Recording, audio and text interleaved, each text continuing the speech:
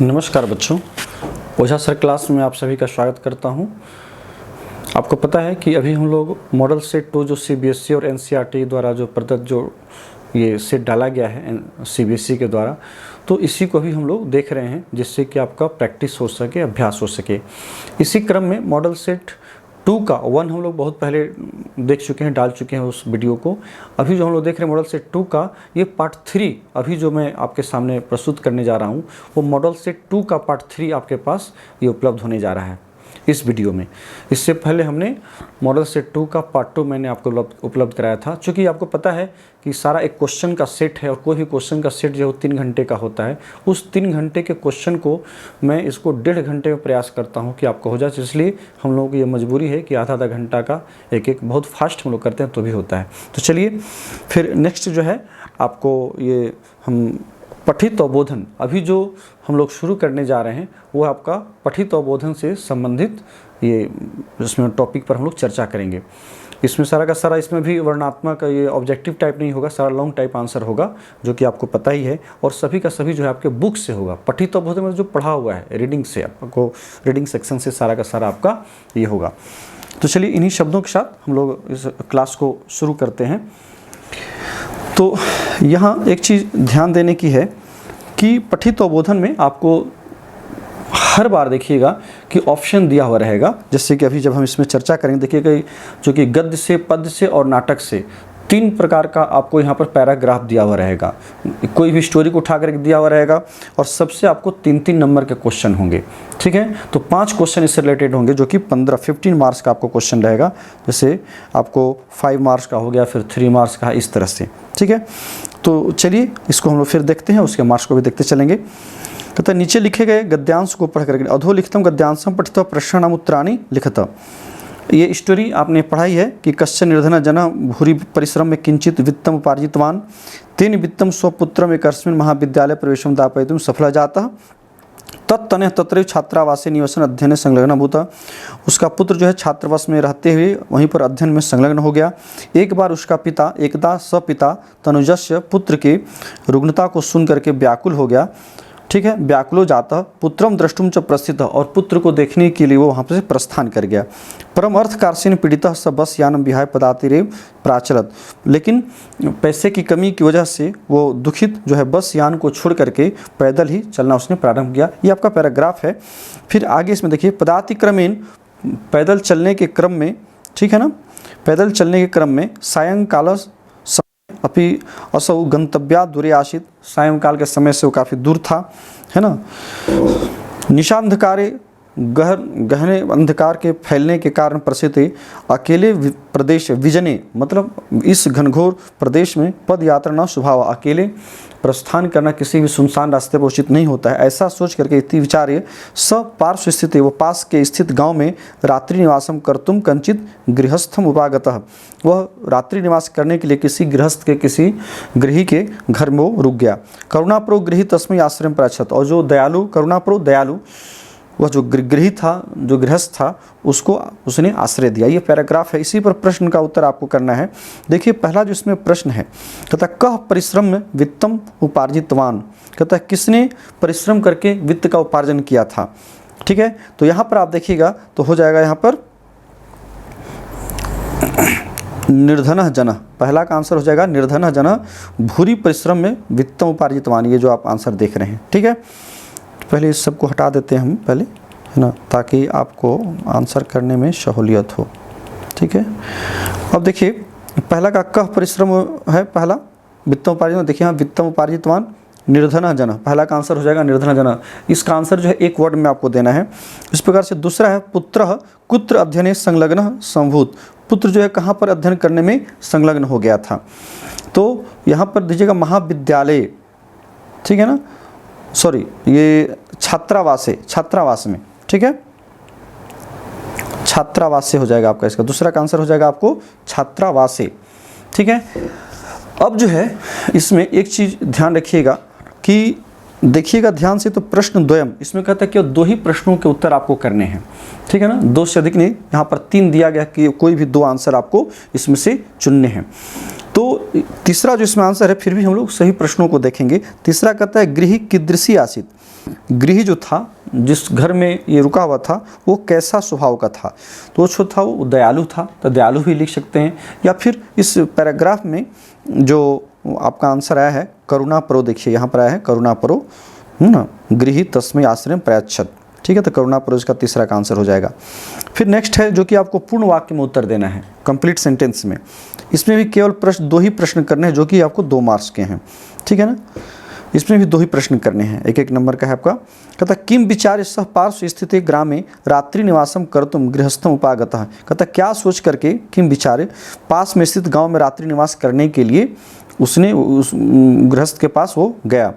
तो यहाँ पर देखिएगा कि निशांधकारे प्रसृते विजने प्रदेशे पद यात्रा ना स्वभावा। कहता इस निशांधकार में, घनघोर रात्रि में अकेले जो है मार्ग में पद यात्रा करना, पैदल जाना उचित नहीं है। इति विचारे, इसी को आपको लिखना है।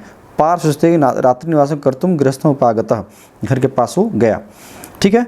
नेक्स्ट है, ये पहला का हो गया। दूसरा है निर्धन जनस्य तनयः कुत्र निवसन आसीत्। कहता निर्धन जन का जो पुत्र था, तनयः जो पुत्र था, वो कहाँ निवास कर रहा था? ये भी हो जाएगा आपको छात्रावासे। छात्रावासे देखिए यहाँ देखो, तत्तनयः छात्रावासे निवसन अध्ययन संलग्न संभूत, ठीक है।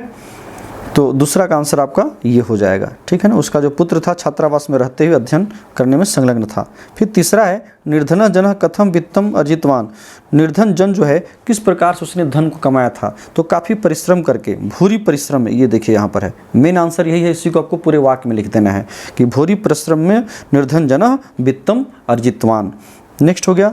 फिर दूसरा है आपको श्लोक पढ़ करके क्वेश्चन का आंसर करना है। आलस्यम ही मनुष्यानाम शिरस्थो महान रिपुः नास्ति उद्यम समबंधु कृत्वा यम नवशिदति। कहता है आलस्य जो है मनुष्य के शरीर में रहने वाला सबसे बड़ा शत्रु है। न अस्ति उद्यम समः, कहता उद्यम के समान कोई दूसरा बंधु नहीं है, जिसको कि करके व्यक्ति अफसोस नहीं करता है, उसे जो है निराशा उपलब्ध नहीं होती है। इसी पर जो है आपका प्रश्न का उत्तर है जो कि आपको करना है। पहला आपको है, आप यदि यहाँ ध्यान से इन प्रश्नों को आप यदि देखते चले तो पहला जो प्रश्न है आप देखिएगा कि एक पद में इसका भी उत्तर करना है। इसमें केवल 2 ही प्रश्न आपको करने हैं, है ना। केवलम प्रश्न द्वयम, केवल 2 ही प्रश्न करने हैं, 3 दिया हुआ है। तो इसमें से पहला प्रश्न है मनुष्यानाम महान रिपु किम अस्ति। कहता मनुष्यों का जो महान रिपु है वो क्या है? तो आपको पता ही है, बहुत आसान सा क्वेश्चन सब है। ये हो जाएगा आलस्यम, पहला में हो जाएगा आपको आलस्यम, ठीक है, आलस्यम हो गया। दूसरा कहता है उद्यमेन समम कह नास्ति। उद्यम के समान क्या नहीं है? तो बंधु नहीं है ना। उद्यम सम बंधु नास्ति, तो दूसरे में हो जाएगा फिर बंधु। यहाँ पर देखिए उद्यम सम, है ना, उद्यम सम बंधु नास्ति, यहाँ पर इसका आंसर है। फिर है तीसरा कहता है आलस्यम केषु भवति। आलस्य जो है कहाँ होता है, किस में होता है? तो शरीर में होता है आलस्य। तो इसलिए हो जाएगा शरीरे अथवा शरीरेषु। शरीरे भी दे सकते हैं अथवा शरीरेषु भी दे सकते हैं, ठीक है। शरीर में होता है ये, और शरीर में किसके शरीर में? मनुष्य के शरीर में, या मनुष्यों में दे सकते हैं। मनुष्य शरीरे लिख सकते हैं, मनुष्य के शरीर में आलस्य होता है, तो मनुष्य भी, मनुष्येषु भी लिख सकते हैं यहाँ पर, है ना। मनुष्यों में आलस्य होता है, मनुष्येषु, ठीक है। मनुष्यों में होता था, मनुष्य के शरीरों में होता है। ये दोनों आप इसमें कर सकते हैं। इस प्रकार से पूर्ण वाक्य में करना है। इसमें से कोई एक ही प्रश्न करना है जो कि आपको 2 नंबर का है। देखिए 2 × 1 है, मतलब एक प्रश्न करना है। यहाँ देखिएगा 3 प्रश्न दिया गया है, काफ़ी आसान कर दिया गया है। जबकि पिछले बोर्ड के आप प्रश्नों को देखेंगे तो हर प्रश्न कंपलसरी होता था, मतलब अगर 3 प्रश्न दिया तो तीनों के तीनों प्रश्नों को आपको करना होता था। यहाँ काफ़ी आपको, चूँकि ये कोरोना के कहिए तो ये प्रभाव है जिसके चलते आपको ये लाभ मिल रहा है, शायद आगे बच्चों को न मिल पाए। तो पूर्ण वाक्य में उत्तर देना और केवल एक ही प्रश्न करना। इसलिए निर्देश को जरूर ध्यान से देखें, जरूर एक बार, डायरेक्ट प्रश्नों को नहीं देखें। प्रश्न को देखने से पर निर्देश जरूर, जैसे यहाँ पर 3 दिया है, बहुत बच्चे यदि इस चीज़ को नहीं देखें कि केवल एक प्रश्न करना है, तो तीनों प्रश्नों का वो कर डालेंगे, तो सारा का सारा बेकार हो जाएगा, समय का ही बर्बादी होगी और प्रश्न का भी। तो पहला दिया शिरस्थो आलस्यम किम अस्ति। कहता शरीर में स्थित रहने वाला जो है वो आलस्य जो है वो क्या है? तो यहाँ देखिएगा मनुष्यानाम शिरस्थो महान रिपुः, ये आंसर आपका इसका हो जाएगा। मनुष्यों के शरीर में रहने वाला आलस्य, है ना, शिरस्थो महान रिपुः, बहुत बड़ा शत्रु होता है। ये पहला का आंसर हो जाएगा। इस प्रकार से दूसरा दीजिए कह न अवशिदति। कौन जो है उसमें इस प्रकार से वो माने अफसोस नहीं करता है, कौन व्यक्ति जो है उससे अवसादित नहीं होता है। तो ठीक है ना। तो उद्यमशील कह सकते हैं, जो उद्यमशील लोग होते हैं, जो परिश्रमी लोग होते हैं। तो परिश्रमी जनाः, है ना, परिश्रमी जनाः न अवसीदति, अथवा परिश्रमी जनः परिश्रमशील न अवसीदति। यहाँ पर आप देख सकते हैं परिश्रमशील बना करके, परिश्रमशील मतलब जो परिश्रम जिसका शील है, जिसका स्वभाव, जो मेहनती व्यक्ति है, वो कभी जो है उदास नहीं हो सकता, कभी दुखी नहीं होता है। अवसीदति मतलब दुखित होना, ठीक है। उस प्रकार से तीसरा है आलस्यम कुत्र स्थित अस्ति, आलस्य जो है कहाँ स्थित रहता है, ठीक है ना।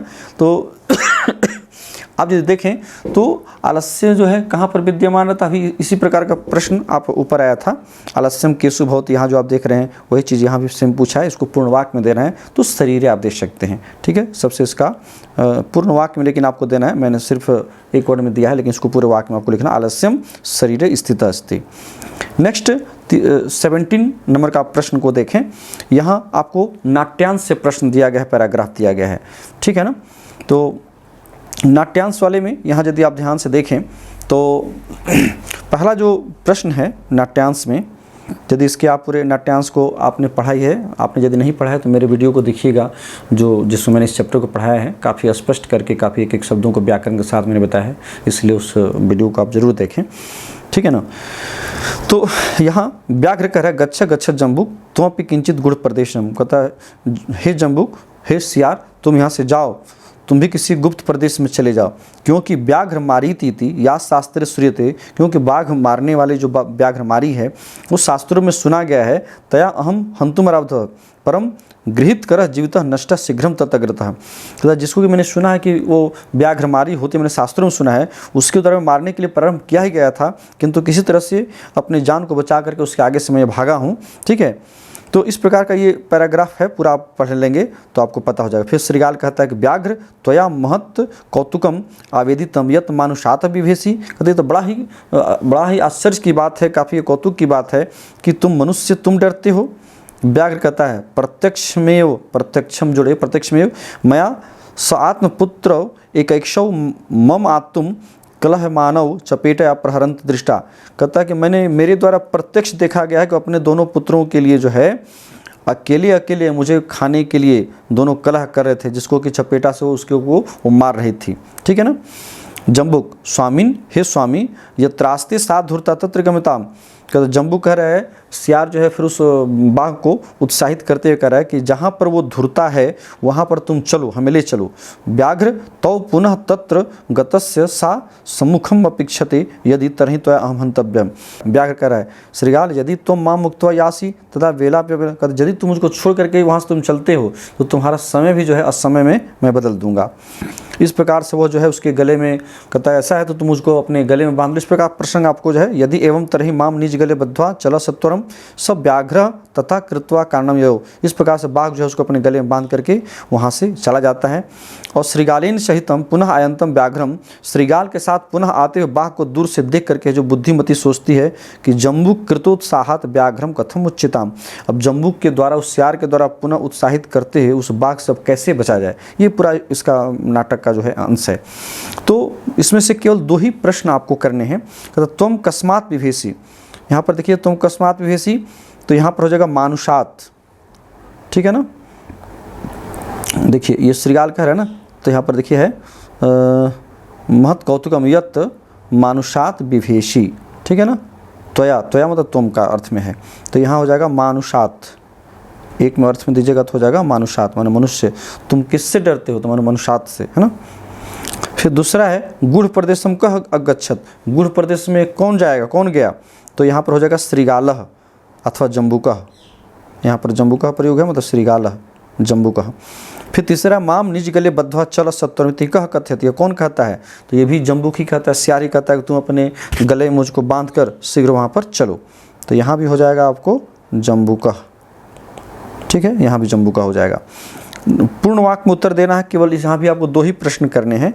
श्रीगाल व्याघ्रम किम कथ्यत, श्रीगाल जो है बाघ से क्या कहता है, ठीक है ना। तो यहाँ देखिएगा श्रीगाल का जब उसने कहा है कि यत मनुष्यात अपि विभेसी, यही आपको जो यहाँ पर दिया गया है श्रीगाल है, ये देखिए श्रीगाल जो कह रहा है कि व्याघ्र त्वया महत कौतुकम आवेदितम यत मानुषात अभिभेष। ये पूरा का पूरा आंसर जो है आपको ये हो जाएगा पहला का, ये लॉन्ग टाइप का जो पहला जो मार्क्स है पहले नंबर का। फिर दूसरे में है व्याघ्र जम्बुकम किम कथयति, बाघ जो है जम्बुक को क्या कहता है, ठीक है ना। तो व्याघ्र जो है वो मतलब फिर उसके जवाब में वो व्याघ्र कह रहा है, देखिए यहाँ पर है ना, यहाँ पर कहता है, ये देखिए यहाँ पर है व्याघ्र गच्छ गच्छ जम्बुक त्वपि किंचित गुढ़ प्रदेशम, ठीक है ना। ये बात जो है ये बाघ कह रहा है किसको, जम्बुक को, ठीक है। तो ये दूसरा का आपको ये लॉन्ग टाइप में जो दूसरा का आंसर है ये हो जाएगा। तीसरा में है सा बुद्धिमती किम उक्तवत चिंतितवती, वह जो बुद्धिमती थी उसने क्या सोचा, ठीक है ना। तो यहाँ पर देखिए बुद्धिमती, यहाँ से आपका आंसर इसका शुरू होगा और यहाँ तक हो जाएगा, ये आपका आंसर हो जाएगा थर्ड का। जो लॉन्ग टाइप जो आपका आंसर पूर्ण वाक्य में देने वाला वो आपको इसमें हो जाएगा थर्ड में। तो बुद्धिमती चिंतितवती जम्बू कृत उत्साहात व्याघ्रात कथम उच्चताम, कैसे बचा जाए, ठीक है ना। जम्बू के द्वारा जो उत्साह करके उसको जो पुनः लाया गया है, इससे पुनः कैसे बचा जाए, ठीक है। तो इस प्रकार से आपका ये 3 नंबर का ये भी पैराग्राफ आपका कंप्लीट होता है। इसमें केवल 2 ही प्रश्न करने हैं, देखिए 2 × 1 है, एक नंबर का 2 प्रश्न आपको करना है, एक को आपको छोड़ देना है। 18 क्वेश्चन को यदि आप देखें, यहाँ पर अन्वय करना है आपको। मैंने पहले बताया था कि अन्वय कैसे करते हैं, पहले कर्ता को, फिर कर्म को, फिर क्रिया को लास्ट में हम लोग अरेंज करते हैं। यदि कर्म का कोई विशेषण है तो विशेषण को पहले रखते हैं, विशेष्य को फिर बाद में रखते हैं। तो ये अन्वय का क्रम होता है। क्योंकि कोई भी श्लोक जो है वो पद्य जो होता है वो प्रोज ऑर्डर में आपको बनाना होता है, गद्य की तरह उसको सजा देना है, उसी को हम लोग अन्वय कहते हैं, जिसमें कर्ता के अनुसार क्रिया कर्म पूरा, जैसे हम लोग सामान्य जो वाक्य बनाते हैं, ठीक है। तो यहाँ आपको विकल्प ऑलरेडी अन्वय करके दिया हुआ रहता है, आपको सिर्फ जो आपको विकल्प दिया वहाँ विकल्प से चुन करके यहाँ पर देखिए तो शब्दों को आपको भरना है। तो अपत्येषु च सर्वेषु जन्य तुल्यवत्सला पुत्रे दीने तु सा माता कृपा हृदया भवेत्, ये आपको श्लोक है। तो कहता सर्वेषु, ठीक है ना। अब यहाँ पर यदि आप एक चीज़ ध्यान दीजिएगा कि कोई भी कर्ता को कैसे पहचानेंगे श्लोक में, क्योंकि कर्ता को पहले हमें रखना है। तो कर्ता को पहचानने के लिए मैंने आपको कई बार, आप यदि मेरे वीडियो को देखे होंगे तो उसमें देखिएगा कि कर्ता वही होता है जिसमें कि प्रथमा विभक्ति लगी रहती है, ठीक है। और उसी कर्ता के अनुसार हम आपको अरेंज, फिर कर्म, फिर क्रिया है, तो जिस विभक्ति वचन में कर्ता उसी विभक्ति वचन के हम लोग क्रिया को भी रखते हैं। तो यहाँ देखिए, यहाँ पर विशेषण विशेष में सर्वेषु है ना, सर्वेषु, तो इसका जो विशेष होगा उसमें भी सप्तमी विभक्ति लगी हुई, जैसे देखिए अपत्येषु, पहला ब्लैंक्स हो जाएगा इसमें अपत्येषु में, ठीक है ना। ये पहला हो जाएगा आपको अपत्येषु, ठीक है। यहाँ पर मैं ऊपर में जो विकल्प मंजूषा यहाँ जो दिया गया है, इस मंजूषा से मैं आपको बता रहा हूँ। तो यहाँ पर अपत्येषु हो जाएगा, है ना, अपत्येषु। फिर इस प्रकार से जन्नी, सर्वेषु अपत्येषु जन्नी, चूँकि इसमें देखिएगा श्लोक के अंदर ही सब कुछ रहता है। यहाँ भी देखिए तो सर्वेषु यहाँ है, तो सर्वेषु के अपत्येषु, तो जो वर्ड छूटा हुआ है उसी वर्ड को आपको यहाँ भर देना है, ठीक है। तो सर्वेषु अपत्येषु जन्नी तुल्य वत्सला। अब यहाँ पर देखिए यदि दूसरे नंबर में देखिए तो यहाँ पर हो जाएगा जन्नी तुल्य वत्सला, जननी तुल्य वत्सला, जो यहाँ पर 2 नंबर में दिया गया है, ठीक है, जन्नी तुल्य वत्सला, ठीक है, ये हो जाएगा। फिर जो बचा यहाँ पर हो जाएगा सा, और लास्ट में भवेत जो क्रिया है 4th नंबर में हो जाएगा आपको भवेत, 3rd नंबर में हो गया सा, तो यहाँ हो जाएगा आपको भवेत। आपका अन्वय कंप्लीट हो गया। ये अन्वय जो है आपको हाफ मार्क्स का 4 ब्लैंक्स रहता है भरने के लिए, और इन चारों रिक्त स्थानों में आपको 4 वर्ड भरने जो कि हाफ मार्क्स के होते हैं। इस प्रकार से 2 मार्क्स का ये क्वेश्चन होता है। यदि आपको अन्वय में दिक्कत हो रही है तो इसके अथवा में भी एक प्रश्न रहता है जो भाव को आपको भरना होता है, भावार्थी रिक्त स्थानीय पुरुत्वा, कहता भाव के अर्थ में श्लोक का जो भाव दिया गया है, यहाँ भी आपको देखिए यहाँ पर श्लोक दिया गया है, और इसी श्लोक को पढ़ करके यहाँ भाव भी लिखा हुआ है पहले से, और आपको मंजूषा भी दी गई है, ठीक है ना। उसी मंजूषा से शब्दों को चुन करके आपको भरना है। तो चलिए इसके हम श्लोक को आप देख करके डायरेक्ट यहाँ से भर सकते हैं। यदि पुत्र सहस्रम में सर्वत्र स्वमेव में दिनस्य तु सतः शक्र पुत्रस्य अभ्याधिका कृपा, ठीक है। प्रस्तुत श्लोक कहता प्रस्तुत श्लोक में इंद्र के द्वारा पूछा गया सुरभि उत्तरम दत्तवान, इंद्र के द्वारा पूछे गए प्रश्न से जो है सुरभि उत्तर देते हुए कहती है कि सहस्राधिकेषु, कहता हजारों पुत्रों के होने के बावजूद भी, ठीक है ना, कहता पुत्रेषु सहस्राधिकेषु पुत्रेषु, आप यदि ऑप्शन में देखेंगे तो ये मिलेगा, चलिए देखते हैं ऑप्शन में, यहाँ देखिए पुत्रेषु, चूँकि सहस्राधिकेषु देखिए विशेषण आया है तो इसका विशेष जो होगा वो होगा पुत्रेषु, तो पहला ब्लैंक हो जाएगा पुत्रेषु। ठीक है, बच गया आपको 3 ऑप्शन। मम अपि पुत्र सहस्रम सम्मानम है, उसका तो मेरे हजारों पुत्र हैं लेकिन सभी मेरे लिए एक समान है। सर्वेषु अपत्येषु, सभी पुत्रों में क्या है, अपत्येषु सभी पुत्रों में जो है तुल्य वत्सला एव, कहता है जो माता होती है, जो जननी होती है, जननी, ठीक है ना, ये है जननी, ये देखिए यहाँ पर जननी दिया है, ये हो गया दूसरा ब्लैंक्स में। कहता है कि सभी पुत्रों में माता तुल्य जो है, जो प्रेम करती है, सबसे एक समान ही प्रेम करती है। वही कहा कि वत्सला व जो वात्सल्य प्रेम है बच्चों के प्रति वो एक ही समान है। इसलिए भो शक्र, हे इंद्रदेव, मम दुर्बले पुत्रे सहजा एव, कहता है मेरे लिए जो दुर्बल पुत्र होते हैं, जो कमजोर पुत्र होते हैं, सहजा एव अधिका कृपा होती है, उसके प्रति अत्यधिक लगाव होता है, उसके प्रति अधिक हमारी कृपा होती है। तो तीसरा में हो जाएगा आपको अधिका, यहाँ आप अधिका आपको यहाँ भर सकते हैं। ठीक है, फिर लास्ट में आपका जो बचा वो हो गया 4th में अपत्यानि। ठीक है, इदम सत्यम यत् सर्वत मम हृदय बहुनी अपत्यानि प्रति समम प्रीति भवति, यह सत्य है कि सभी मेरे हृदय में जो बहुत सारे पुत्र हैं, अपत्यानि, अपत्य मतलब होता है पुत्र, तो यहाँ हो जाएगा अपत्यानि। तो चूँकि बहुनी भी बहु नपुंसक शब्द, यहाँ अपत्यानि भी बहु नपुंसक लिंग में है, तो सभी पुत्रों के प्रति मेरी समान प्रीति होती है, समान प्रेम होता है। अपितु यह दुर्बल संतति भवति, बल्कि जो दुर्बल पुत्र होते हैं तम प्रति मम मनसी अतिसंज्ञा प्रीतिम भवति, उसके प्रति हमारी जो प्रेम है वो अत्यधिक होता है। हर माता पिता का देखिएगा, जो पुत्र थोड़ा सा कमज़ोर होता है, जो बच्चे थोड़े कमज़ोर होते हैं, उनके प्रति उनका स्वाभाविक लगाव होता है, क्योंकि उन्हें पता होता है कि जो अच्छा है वो तो अच्छा अपने जीवन में कुछ न कुछ कर लेगा, लेकिन जो थोड़ा कमज़ोर होते हैं, जो पीछे चलने वाले होते हैं, माता पिता को उनके प्रति चिंता अधिक होती है। ये आपका इसी प्रकार से इसी का भाव दिया गया था।